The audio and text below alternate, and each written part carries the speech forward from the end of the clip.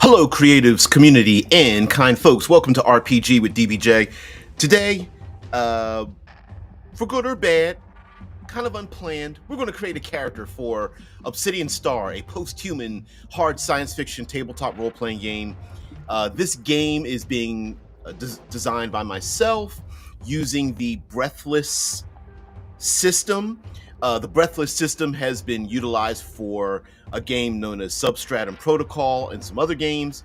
We're using the SRD and the OGL from it, modifying it heavily and using it for post-human hard science fiction within our own solar system. So I hope you join me with this and help me make probably multiple characters if we can get through this pretty quickly and show you what this game is about, what the dice mechanic is.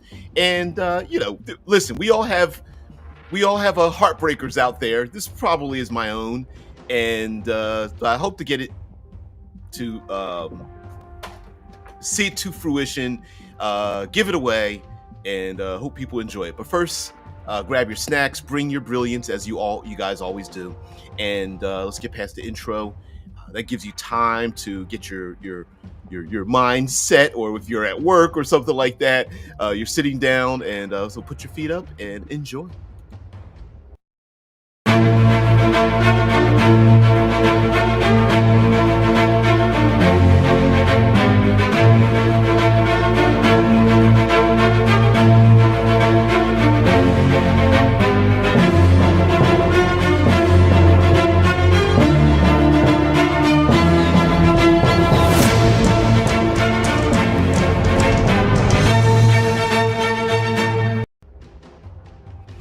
Again, hello everyone. Thank you very much for being here. Just have the logo up next to me, just to have something visual, so you don't have to look at my mug the entire time. But let's explain the basic dice mechanic before we get into the statistics for the character. So, in short, you have 6 statistics. Woo! My tongue was going to stumble over that. Those stats are basically called methods. It's how you solve your problems. And solving problems is a key factor in the game. You're constantly going to be solving problems. You're going to be traveling throughout our own solar system and going from place to place, hab to hab, locale to locale, planet to planet, moon to moon, and gathering clues. Essentially, you're going to be gathering things known as discoveries when you make successful die rolls, and those discoveries are going to be put together to create evidence for you to go after something known as data cores. Now, for the most part, players don't need to have that part, but you will. Oh, thanks. Oh, thanks, TA. Yeah, TA always bringing the brilliance there. Thank you, Thomas. I will get rid of this in shortly. Let's see, get your comments up here. Thank you very much. And each of your methods, you have 6 of them. Let's share those out. As a matter of fact, let's see here. Here we go. You have 6 of them, and like a very traditional tabletop role-playing game. But you'll notice that there is no like strength, dex, con. Instead, you have 3 wow. You have 6 methods, and they are assemble, destroy, race, convince, analyze, and avoid. And you will apply them to solve a problem in the best way you know how, to be very creative. So does it mean if you use race, does it mean that you are racing towards or away from a goal, or racing to achieve something, or racing to fix something? Yes, the answer would be yes.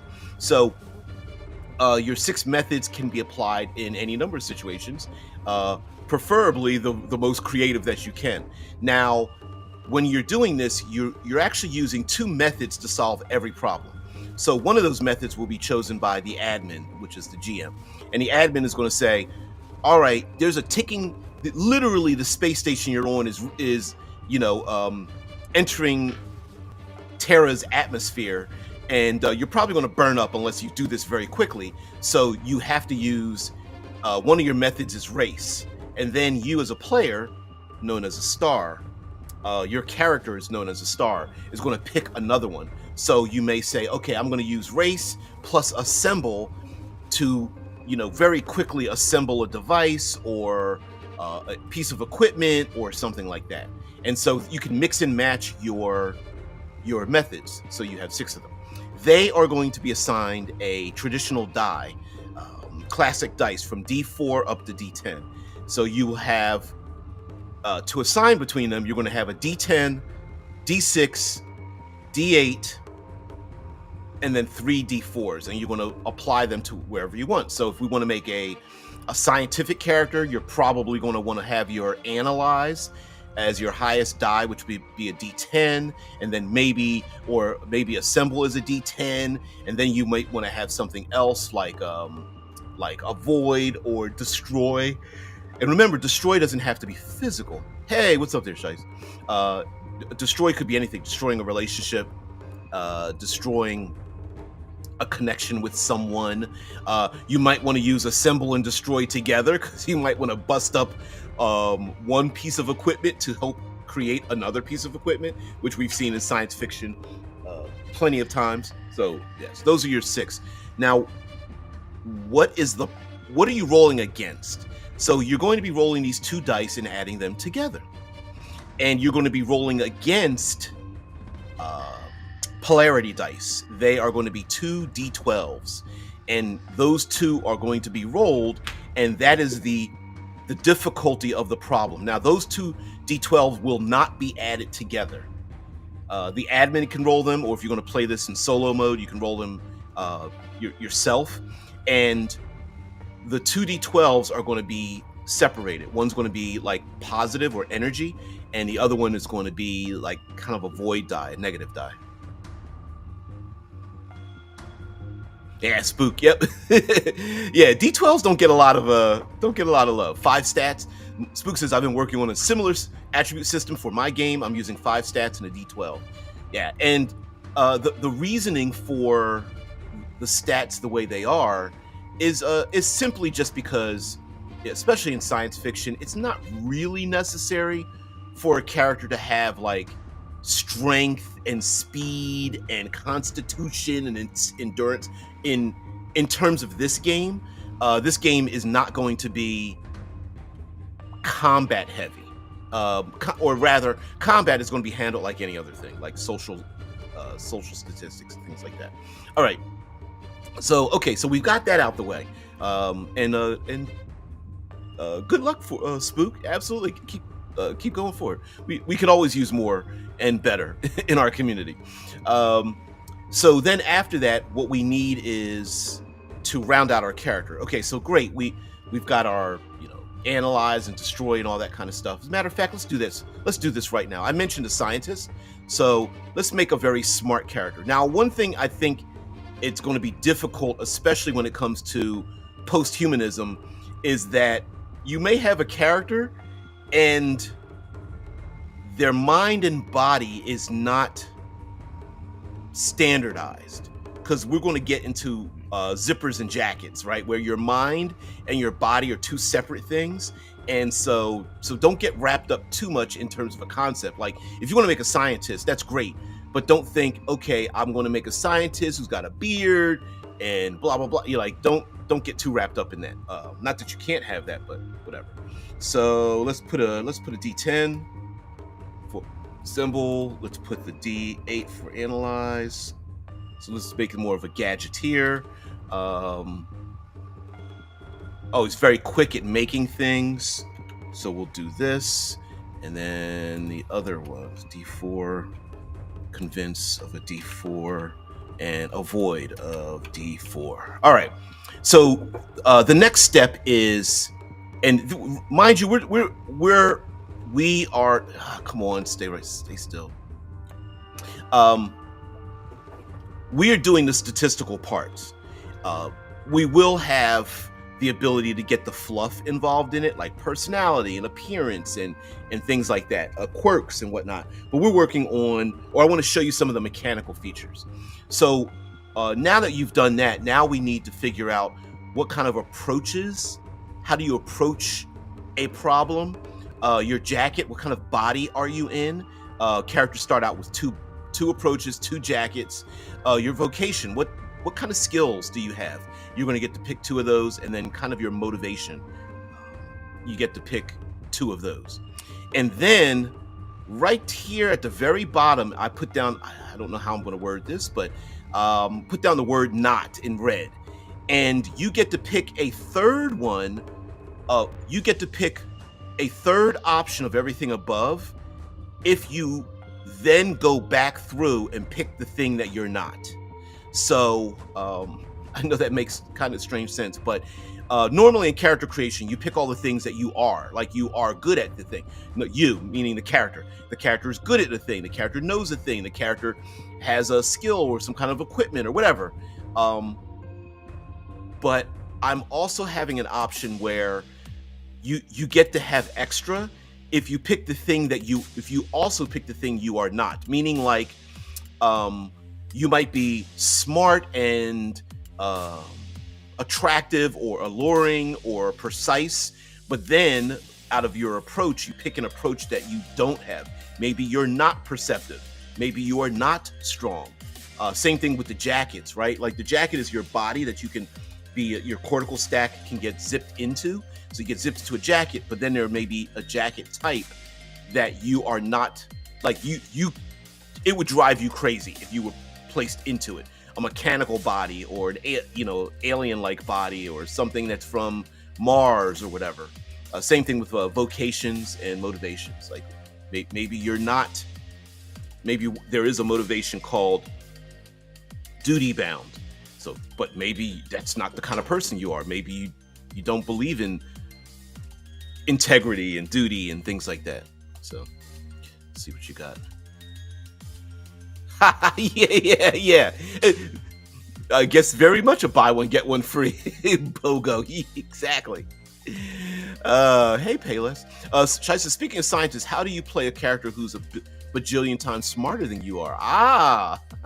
That's always difficult to do. I mean, that's the conundrum for writers, right? Like if you're writing a book, how do you write a character that's smarter than you are? How that's done in this game is that when you're rolling your two dice, you are going to overcome one or both of the D12s, which are the polarity dice, and that creates the problem. And when you beat them, you may earn a discovery, and the discoveries are like so the discoveries are you gather together that equates to you being smart. Let's put that way. So the mechanical feature is, yay, I won. I gain one or two discoveries. I want to write them, check mark that on my character. And then when you get into situations where you need to solve a problem, you can spend those discoveries to help you out. Yeah, that's basically it. It's so the meta of it is, I don't know anything about chaos theory. I don't know trigonometry. I don't know, you know what I mean? Like, there's a lot of things that play, the characters in the game, the stars in the game are going to absolutely know how to calculate delta V and pressure gradients and slingshotting and all that kind of stuff. Stop. Why is he rushing off holding his butt? Oh, he's duty bound. Yeah, definitely. Yeah. Scatological humor. Do your duty. Oh man. Anyway, so let's get to the approaches. Let's find the approaches. Oh man. All right, let's see. Where did I put them at? Oh, there's so Okay, here we go. Let's go to the docs and approach. Got a lot of windows open. Come on. There you go. 200% so everybody can see it. I thought I had all my documents opened up, but I guess I don't.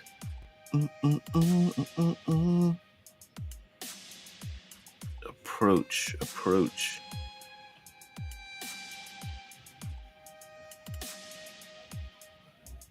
Oh, it's at the end. There we go. Can I get it even bigger? Let me. No, 200% is the biggest I can get to. All right. So for our character, one of the things. I know John's completed the paperwork. It's done. Yeah, and there's always that person that's like their job, their only job is to like make sure the paperwork gets done. They don't add anything else to it, but they're the person to make sure the paperwork gets done. All right, so here we have. Let's see if I can highlight this. So we do have 12. 12 happens to be a common number in this game. We have 12 approaches, and you get to pick 2. You get to pick a third if you pick a fourth that your character is not. So approaches in other games would be like strength and dex and con, right? Wisdom, things like that. So is your character going to be alert, bold, careful, charming, enduring, focused, forceful, intuitive, precise, quick, subtle, or vigilant? And you get to pick 2. So for our character, I would say a scientific gadgeteer. I would say precise, and let's not be so focused, because precise and focused would probably be the best, but we also need to have something else. So let's pick precise and careful. So let's go back to our character sheet. We're going to share this out, and let's see. Let's pick a.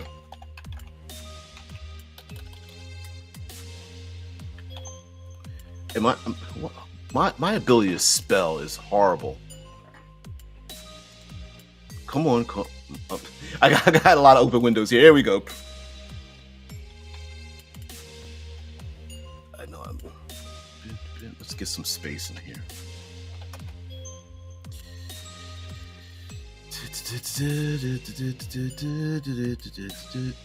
Come on, edit. There we go. Thank you. And let's put careful. How these approaches are applied is that if they are applicable to the situation, you gain like an advantage on your ability to do that thing. So for example, if you want to disarm a bomb, and I'm the game master or I'm the admin, I'm like, well, you want to disarm a bomb, you got to do it kind of quick. So you're going to have to use race. So you grab that D6, and then you say, okay, well, I'm going to use analyze as well. You know, my character is going to use analyze as well. You're going to race to analyze how to disarm this bomb. So D6 and D8, you grab those 2 dice, you're going to roll them and add them together. And then you say, you know what? My character's very careful when, they approach things very precise and very careful. And yes, you can have multiple things help you out. Since you're rolling 2 dice, you can have 2 things that are basically like an advantage for you. And therefore, when you roll them, you like advantage, you get a low roll, you get to roll them again and then see if you have a higher result. Roll 2 dice and get the greater result. Disadvantage, roll 2 dice and use the lower result. And yes, you can get double advantage and double disadvantage as well. So that's it. Okay. Now down here, let's see. I think we want to be better than better. So let's move back to here. And maybe for your character, we say, hey, with scientists, there's being precise. We picked that, and we picked careful. We picked that, but maybe we want something else. Maybe it's a dangerous universe out there. We want to be vigilant so that we notice dangers and things like that. So we want to pick that. We go back to the character sheet or character sheet, whatever. Where am I going to put this at? I actually hadn't thought about this. Okay. Put It's here. Nope, that's not there. Let's see. We're going to put down we're going to put vigilant down here. Let's move it away so we can. There we go. So we've got three of those, but we have to pick one. We have to pick one that's our limitation, something that we are not. Let's go back. Sorry, I know I'm popping back and forth here. So because during character creation, we always do that kind of stuff, right? We get a book and we're like, oh man. All right, so we're going to be a scientist. Maybe they aren't subtle or they're not charming. Pick vigilant. Could have picked alert. Either one is. That's all right. How about they're just not very subtle? How about we're not subtle at all? We say what we mean what we say. So, yeah, let's do that.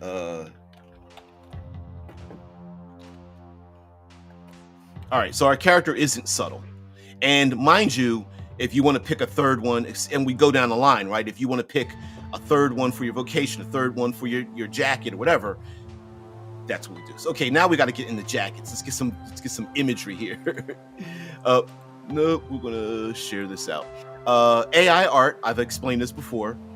There is some AI art in here. This is just for placeholder stuff. A jacket is your body. A jacket is your physical form. Well, it could be a digital form.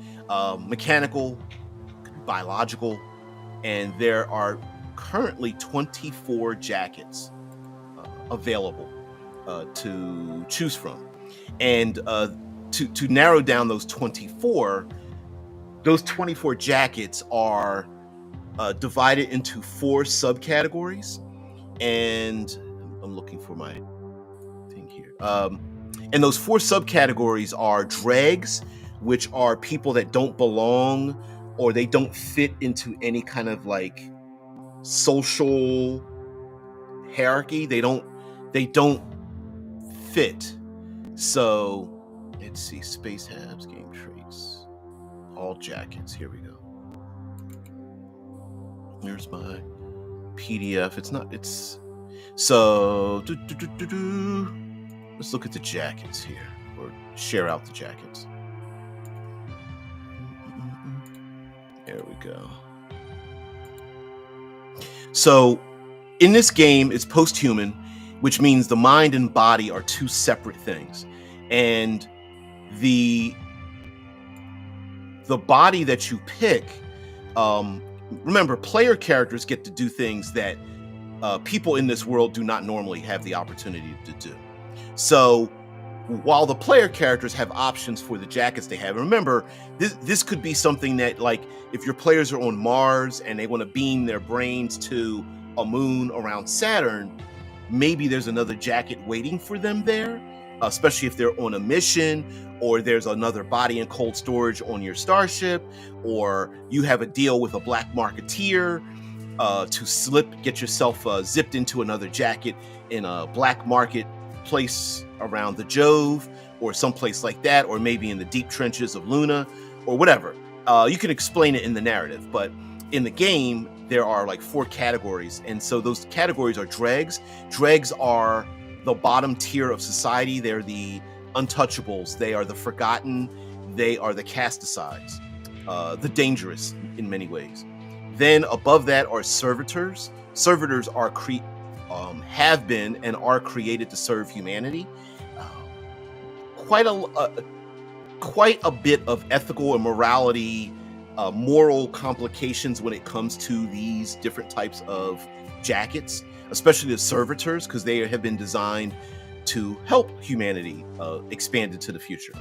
And then there's 2 more. There are ascendants. Ascendants are kind of believed like they're above and beyond humanity.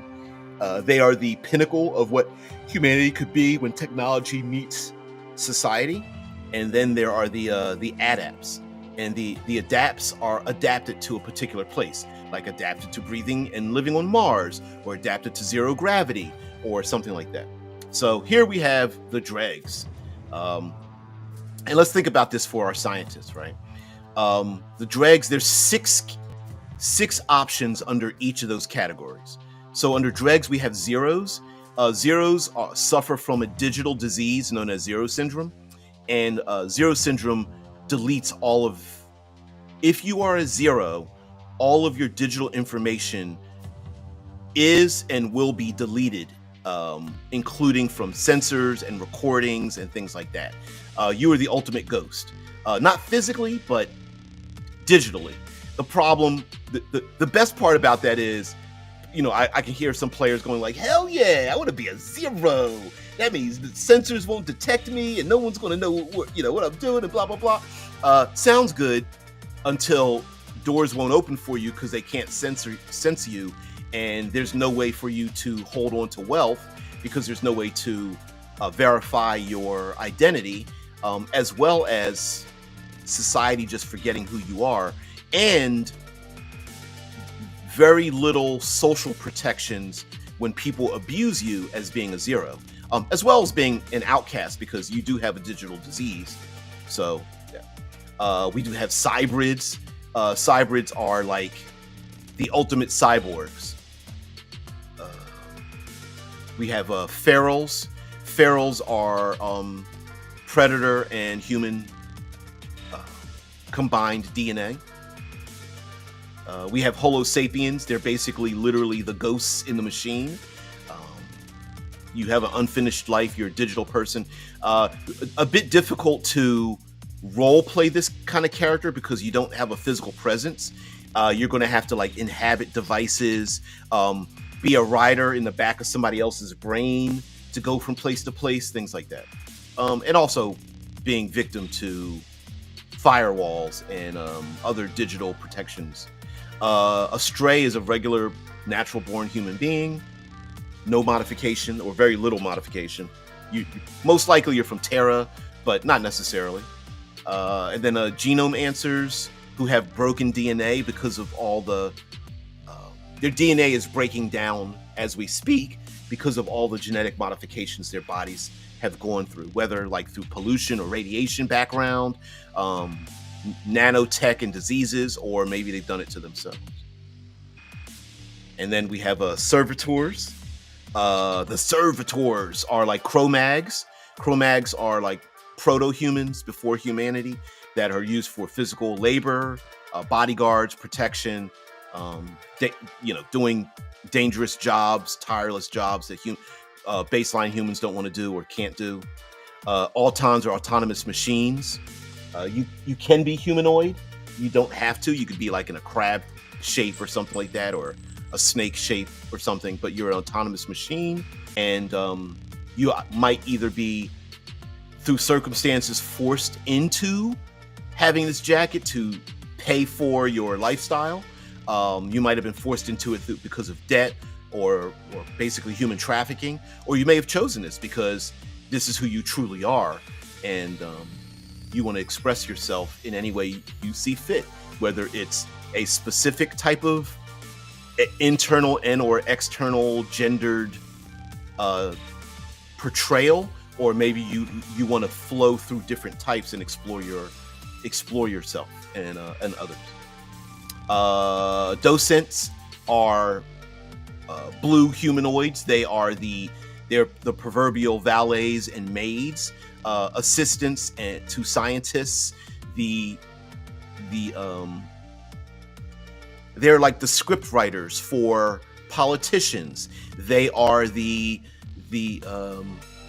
administrators and teachers' assistants and the sages of this world.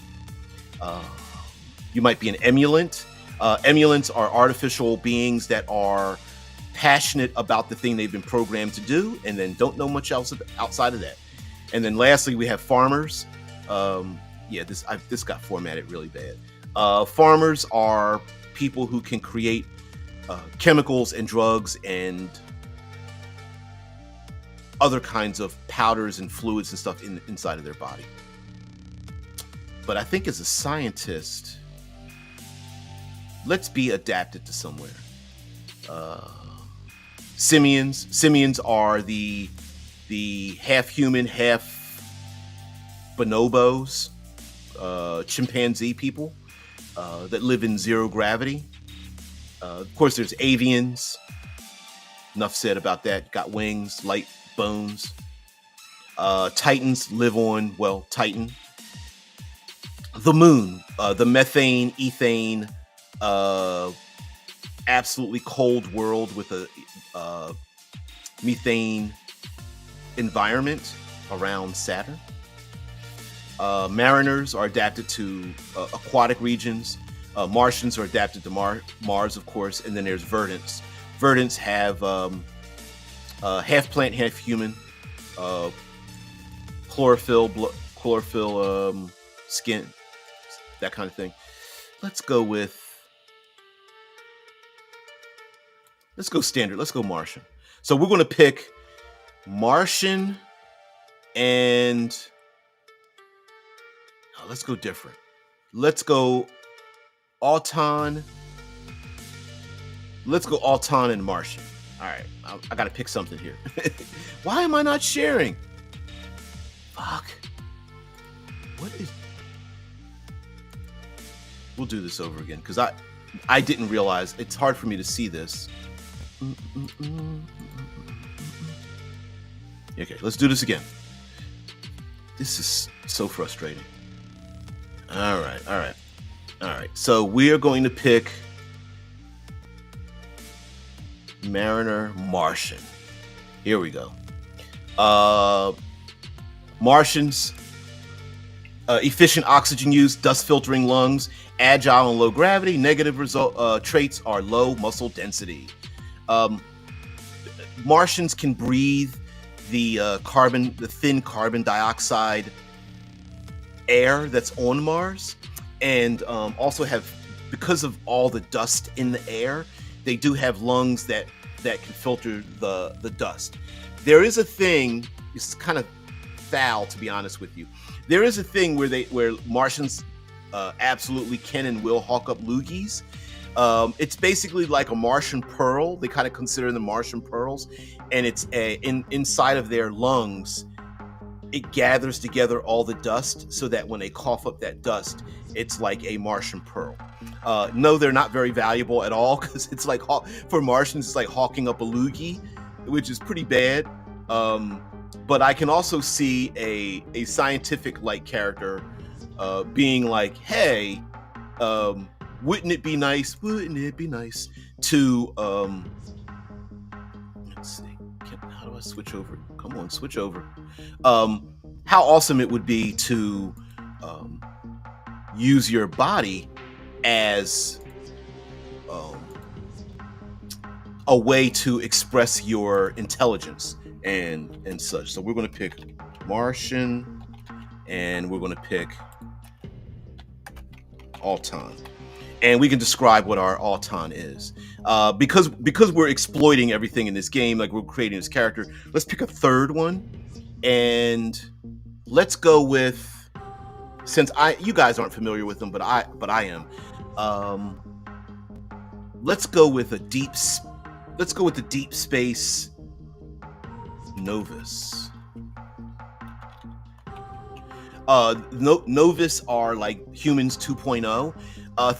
If you want to get an image of what a Novus looks like, it's your proverbial green, pale green aliens that you know, in Area 52 or whatever it is. Big eyes with membranes over it, barely a nose, long fingers, that kind of thing. Or, matter of fact, let's share this out. Let's see if I can get to it. Here, there's the Urani, the Argent, but I'm going to page. Here we go. The Novus. Now, they don't look quite like those aliens, but essentially a larger cranium, skin adapted to resist radiation, so they're resistant to radiation, low light eyes. These are humans 2.0, created and adapted to go out into deep space, generation ship kind of things, Kuiper belt, and ice giant regions of the coldness and the darkness of the outer parts of space, where normal humans would like not really survive there biologically. And there's a little bit of an arrogance with Novus, but now we need, since we did that and we picked the third one, we picked a third one. We need to pick something that we are not. The music's nice. Don't blame me. It's AI stuff. Yeah, you get to pick a couple. Let me see what's the music categories. They've got things like this is called cinematic. They've got like corporate, acoustic, jazz, nature sounds, ambient, stuff like that. R&B, love, lounge, lo-fi, hip hop, chill, down tempo. And just pick a category. You don't get to pick. You don't get to adjust the music. You just like, hey, pick one of these and just have that in the background. And there's also a little shuffle feature. But yeah, in the past they didn't actually have the AI generated tag on it, but they have it now. So yeah, it's like, yeah, you better don't be asses. All right, so let's get back to our character sheet.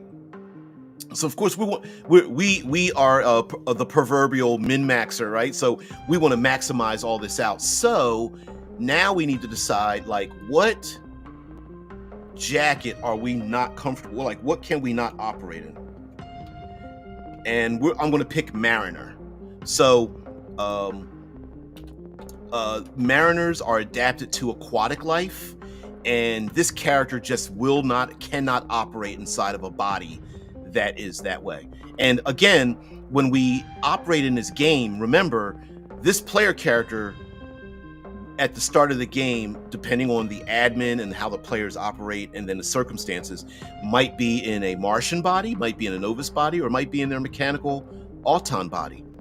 We don't know, and the player gets to choose that. Now, as the story progresses, maybe their autonomous body might get destroyed, or you need to arrive at a location that is like anti-Martian or anti-Novus, so you don't have the ability to get those bodies.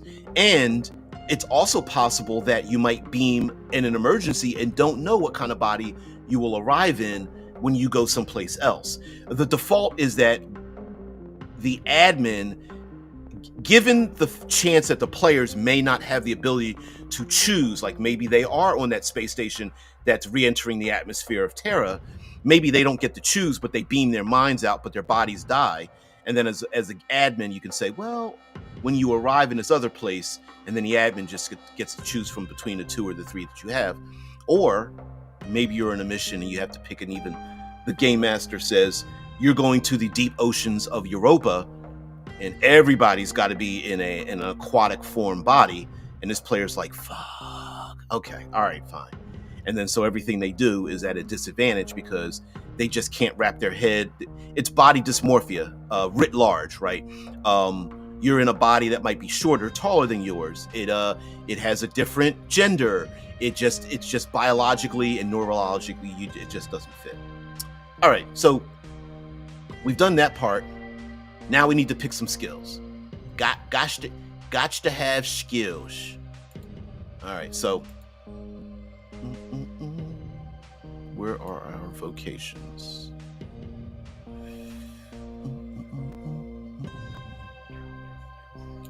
All right, here we go.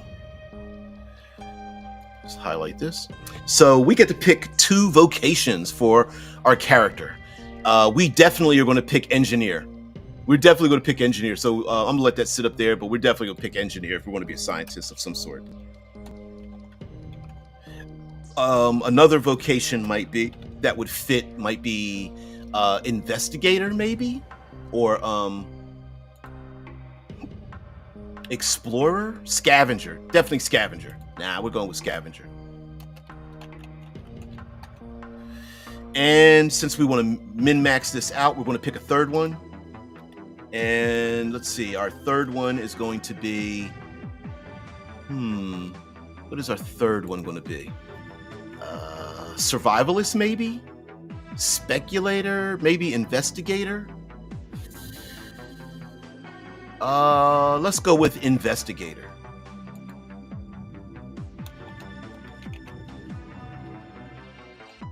Doesn't need to be a detective, although may have been at in a past life. Because we picked a third one, we got to pick one that we are not. What are we? What like something that we just don't have any skill in? I'm thinking of Decadante, which is like the elite of this world. They are maybe this character doesn't know how to operate in a high social status. Enforcer would be like not very combatant. Survivalist would be not, the character doesn't have a very good ability to survive in but I think Decadante would be good. Yeah, we're gonna put that down on the character sheet. Decadante. That they are not. All right. Let's get back to your comments and then let's see what's going on.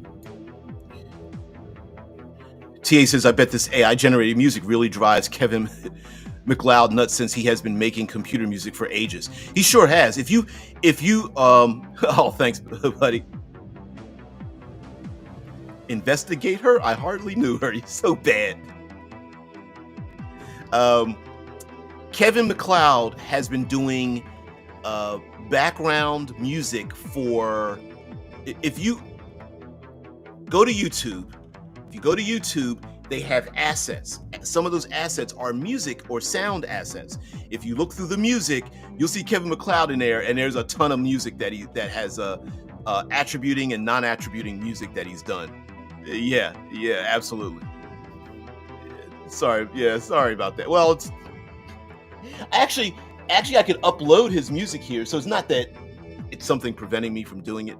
It's just AI is easy, so if you click it, it's easy. Let's see. Let's go back to the character sheet and share this tab out. So this is what we have so far for our character. Let me page up just a little bit, or actually, let me take down the. Let's take this down just a little bit. So we've basically made a character. Here are the methods that they use to solve problems. In any other role-playing game, these are your stats. We have an assemble of 10. Actually, probably what I might do is take this down to a D8 and then upgrade analyze to a D10. There we go. So you have a D10, die 8, die 6, and then the other 3 are D4s. Now, when you roll the dice, now this all sounds really cool, right? It's like, okay, great. These are my dice that I'm going to roll. I'm going to add 2 of these are going to be used together in some format. One picked by me, or rather the admin. The other picked by you, the player.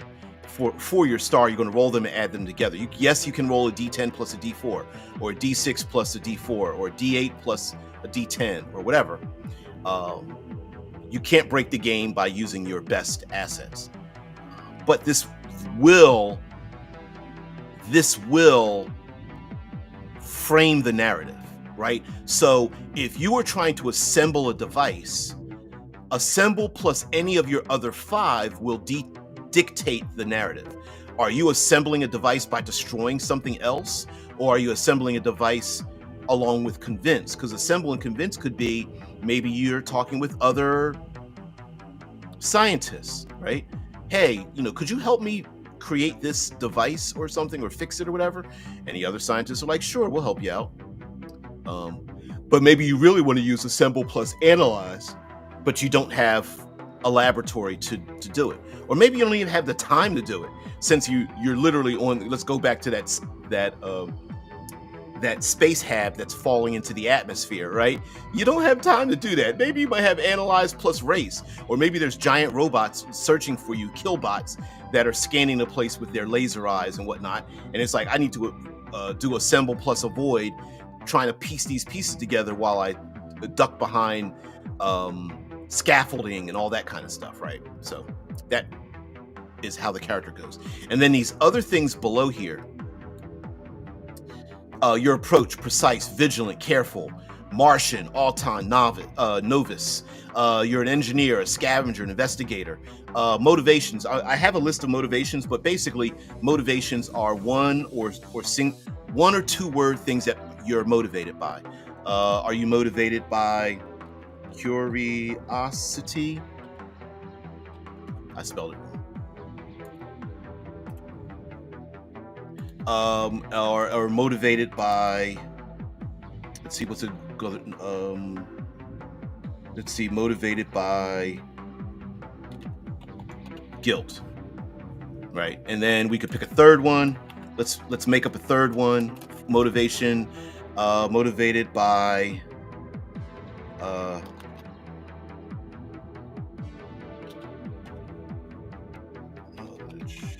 knowledge.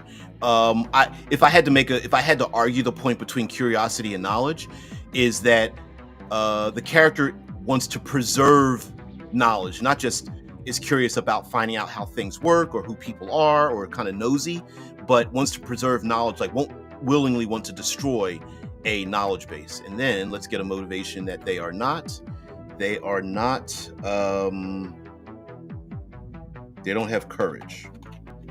They'd rather run from a fight than stand up for themselves, so they don't have courage.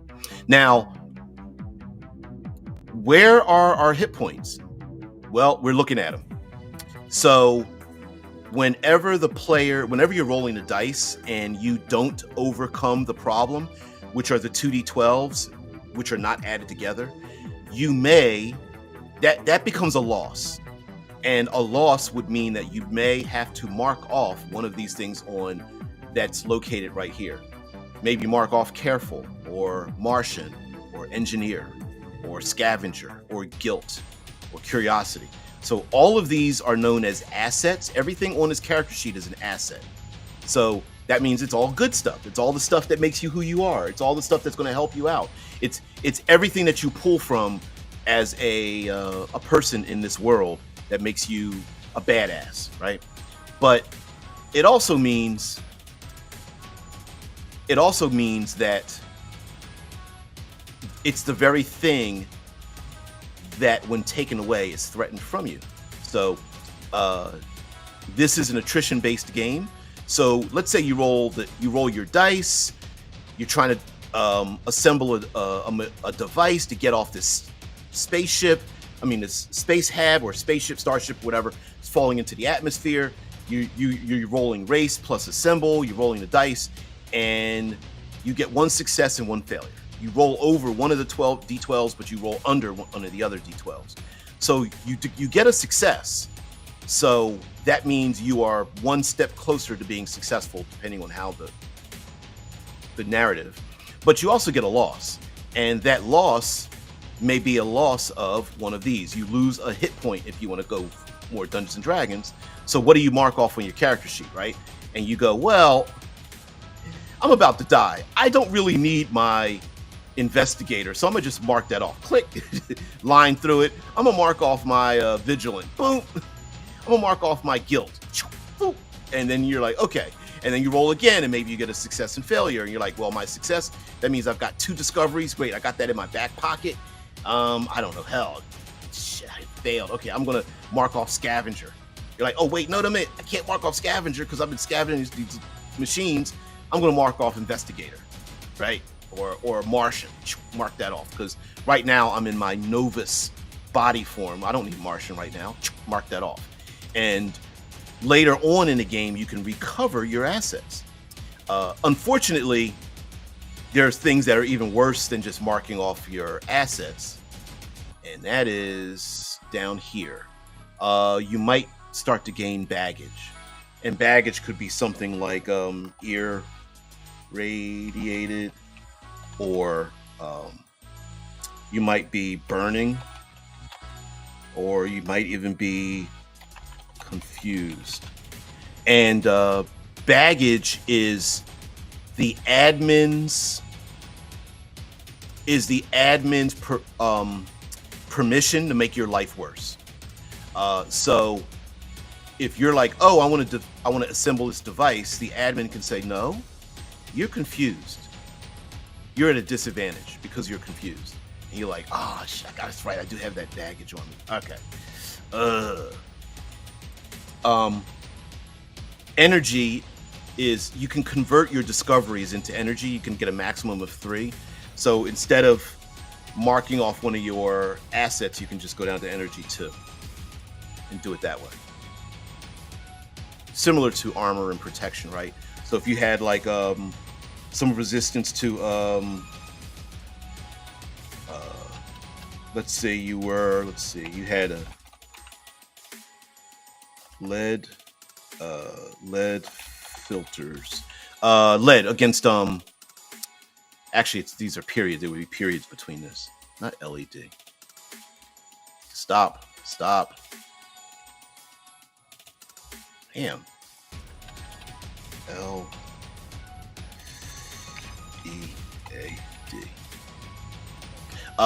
Which prevents radiation, or maybe you have like a Faraday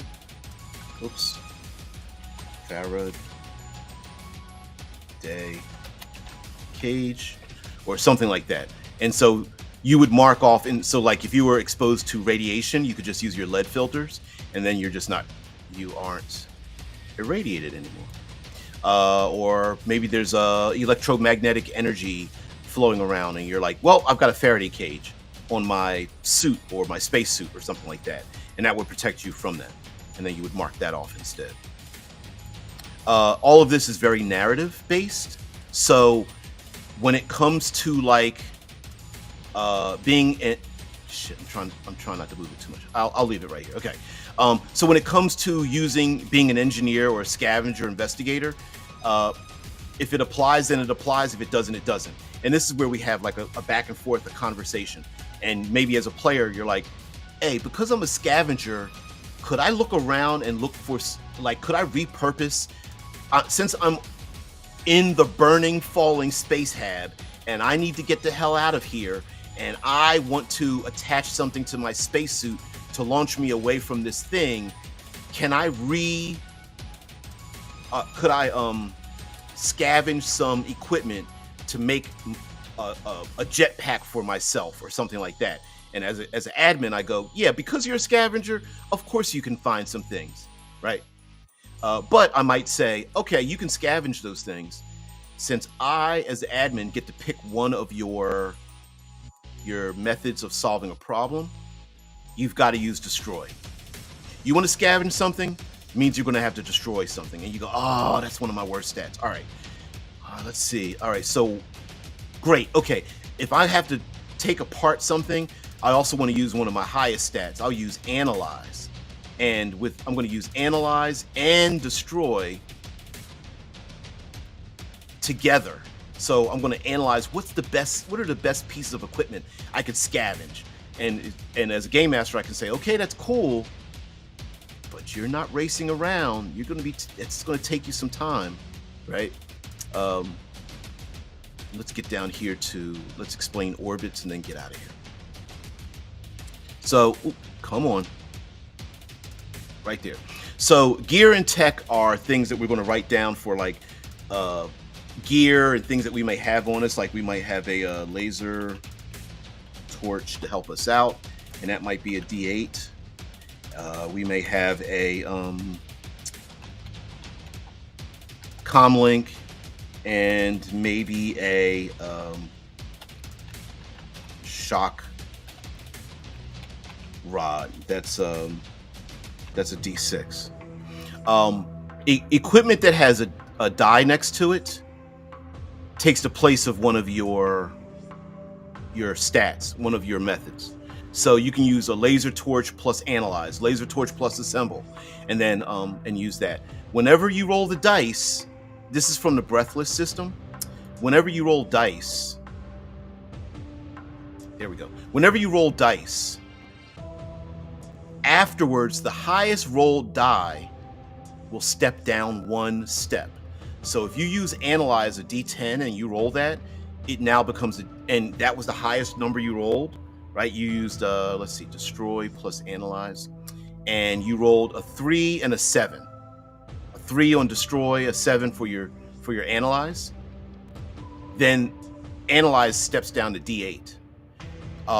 All of your dice your methods will step down one. It's like a fatigue, attention span. It's a sign of you're good, but if you keep pushing yourself, it just gets worse and worse. And it'll go to a minimum of D4. Well, it will never go below D4. And that means that, you can roll D4 plus D4, which would be the maximum number you could roll is an 8 if you roll a 4 on both dice, and that means there's a good chance you won't roll over the problem. The problem meaning the 2 d12s. Especially if you roll a 10 and an 11 on a d12, you would fail using the d4s. So that means you're going to have to take breaks. You're going to have to rest. You're going to have to recoup. You're going to need to expend some of your equipment instead to keep yourself from being reduced. Expend some of your energy. You can take on baggage so that your stats don't go down. That's where the baggage comes from. A player can choose to become confused or burned or irradiated or whatever, burning or irradiated, whatever, that kind of thing. You may even take on an orbit, which is like, an orbit is a countdown timer for some bad thing that might happen to you. It could be a good thing, like maybe you want to design a better rocket pack for your spacesuit, and you might have an orbit of 9 to do it. And so that counts down after every scene. You could count it down to 8 or 7, more or less expending, you have to expend some of those discoveries that you gain from successfully rolling. Anyway, let's get back to you guys and get out of here.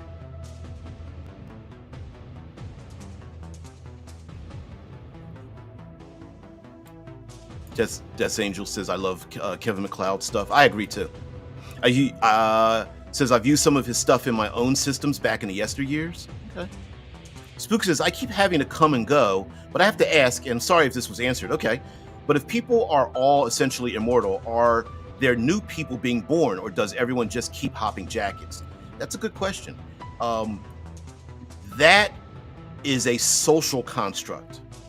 So most people are not comfortable slipping from jacket to jacket, body to body. It's not that they can't do it. It's a social construct of the ability to do it, the resources to do it, and is it polite to even do a thing? So for the most part, the answer is yes, people are essentially immortal. No, people don't slip from jacket to jacket. They can, but for the most part, they don't. A lot of people are at the bottom rung of society anyway, so they don't even have access to the ability to freely do it. But corporations, factions, governments, criminal organizations are like, I've got access to a bunch of bodies. And if you like to extend the comfort of your immortality, I'll give you access to these things, but you have to do something for me first. There's also a bunch of things like body napping, right? You could, hey, I work for a company and I'm inside of a mechanical body, but my biological body's back at home. And the corporation's like, no, it isn't. We have your body on ice, and you have a 78-year contract with us. And you're like, dude, I'm off work. I want to go back in my own body. And they go, no, if you read the fine print, you would see that you've got to work 24 hours for 78 years till you get back. Criminals could kidnap your biological body while you're outside of it. There's also the idea of putting your brain on ice while somebody else borrows your body. All of that and more. Children, it's a touchy subject, right? Like,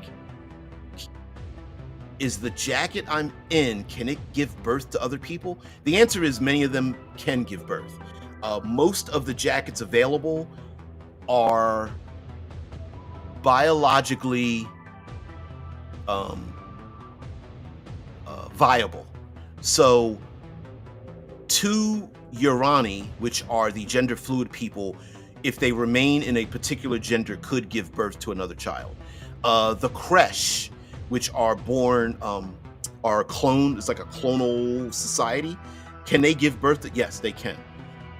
But it's a social construct. People are like, natural born birth? Better to put those kids in little birthing chambers and carry them on your backpack or something like that. Yeah. Spook also goes into, are the servant jackets a punishment or just jobs people do to pay the rent? Both yes, no, and either, right? Like, where is it? Where? Come on. Okay, let's go here. Let's replace this with this. So you're talking about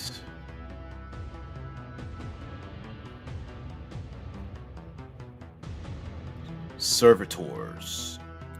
So could a regular born normal human being from Terra, Earth, finally get off the planet, up the gravity well through a space elevator, find themselves on the moon, and then a rich benefactor says, you can work for me and your normal human body could be put on ice, don't worry about it, but if you work for me, you can become rich and famous, and I will give you, maybe not famous, but whatever, and be put kind of shoehorned into a Cro-Mag body? Yes.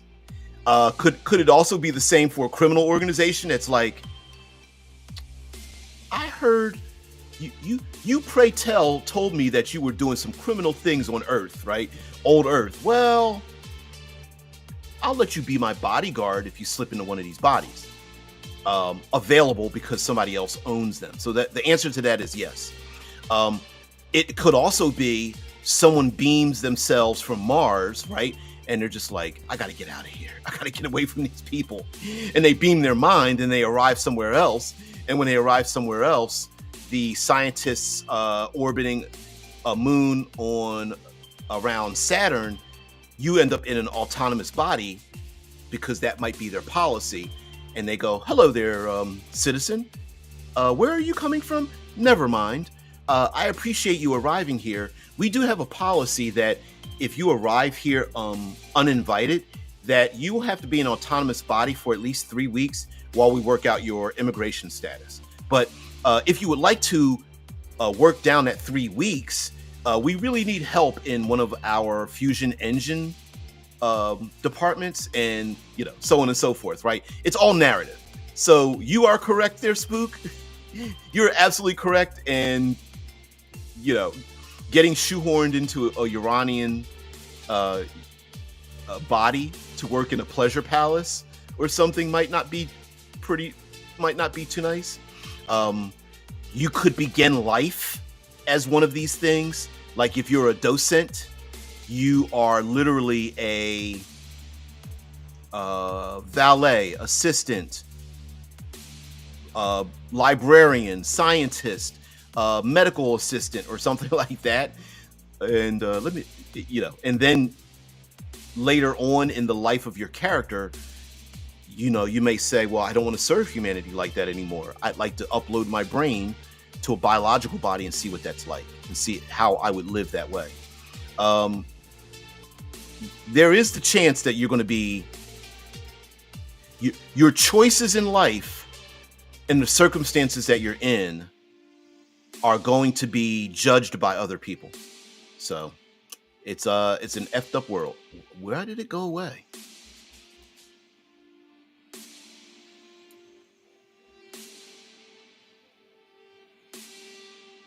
It's happened to me a number of times there, Death Angel. Getting hit by attributions. Yep. I remember that. Yeah, to serve, man. Yeah, it's a book. Hey, the aliens are here. They've got this document. It said, what the hell just happened? Come on. Yeah, we're going through some issues here.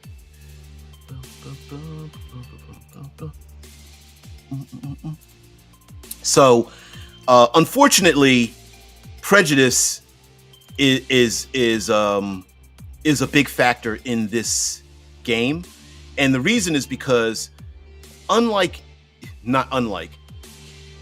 we human beings are always born into circumstances. We've never asked for our parents. We don't get that choice. We also don't get to ask for the time period we're born in or the location we're born in. But as we get older, some people will judge us based on our political beliefs, our religious beliefs, the people we hang out with, our economic status. We are judged by our devotion to, adherence to, or rebellion of legalities, all those things. And so as we get older, we are judged all the time. And in this post-human world, the judgment goes even deeper, because from the outside to everyone is their own island, but people perceive other people outside.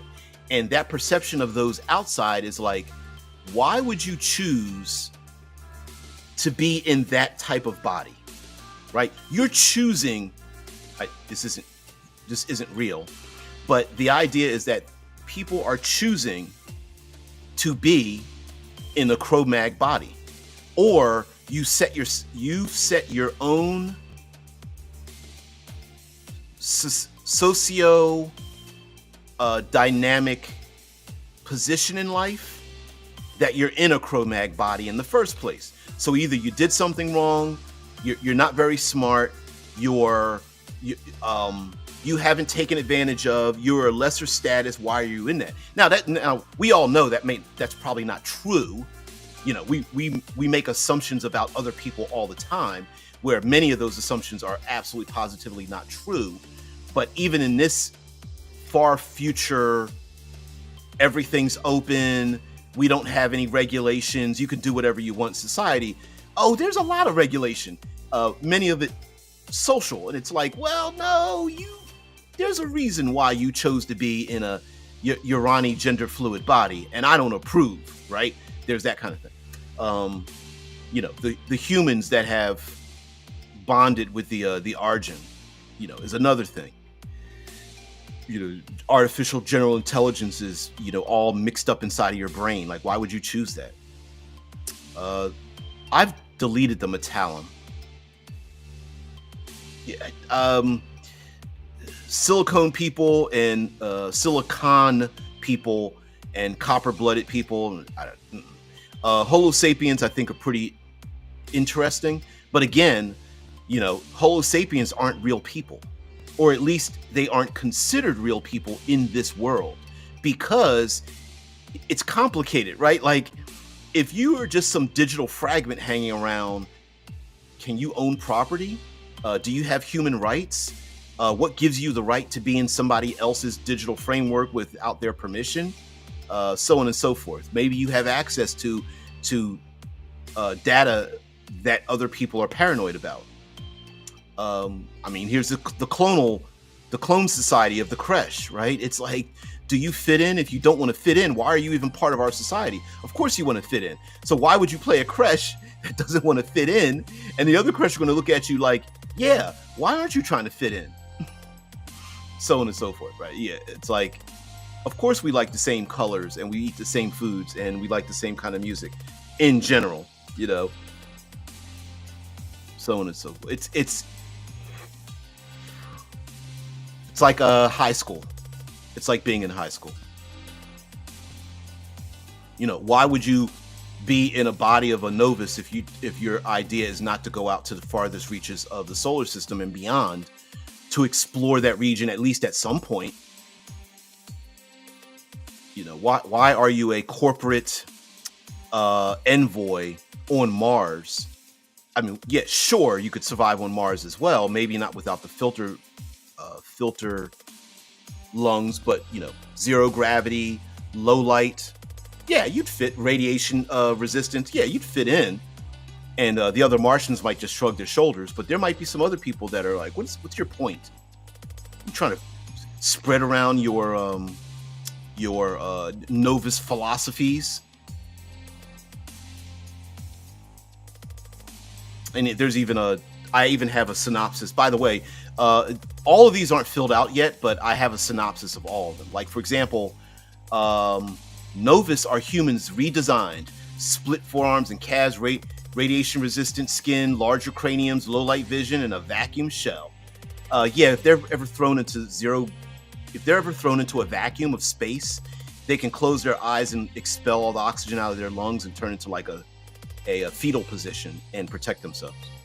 Novus are a vacuum-based society. They are They are embraced among the numerous void-running species and factions in the system. Novus are protective of space, seen as guardians and guides of the dark expanse. But what's the dark skull here, right? Novus are replacing humans. They are alien and treated with xenophobia and hatred. Old Earthers think there is an agenda to make humans obsolete. Novus are perceived to be usurpers and conspirators. And why play a Novus? To explore naked space, to portray a vacuum-based society, to dissuade conspiracies, to lead humanity into the future, to save lives and protect the ocean void, to find and exploit natural resources, to combine divergent masses into a unified force, to modify the body and mind for future exploration, to uncover criminal and corrupt governance that's working to stifle human expansion. So, yeah. And then there's some questions and things, like there's some vision questions here. What did you leave behind? Which star do you want to reach? Are you a guardian or enforcer of the system Commonwealth? What makes you alien in thought and action? Which non-Novus do you call friends and family? What tempts you back to Terra and its history?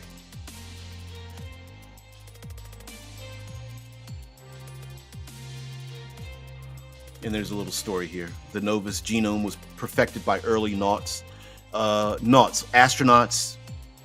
cybernauts, taikonauts.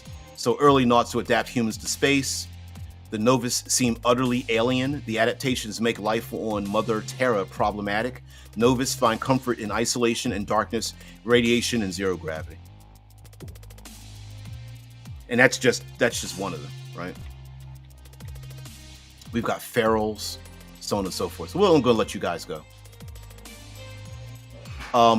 Guys, thank you very much for being part of the show. I really appreciate it. Thank you very much for letting me show how a character is kind of created. I'm still working on the character sheet to get it to be like nice and unified and whatnot. But I just wanted to show some of that off and where my thoughts and thoughts are going to. And then maybe next week we'll get into some other things. But I have some ideas. But anyway, guys, you guys have a great one. Thank you very much for being part of the show. I really appreciate it. Everyone have a great weekend. And goodbye and good night. Peace and tranquility. Bye.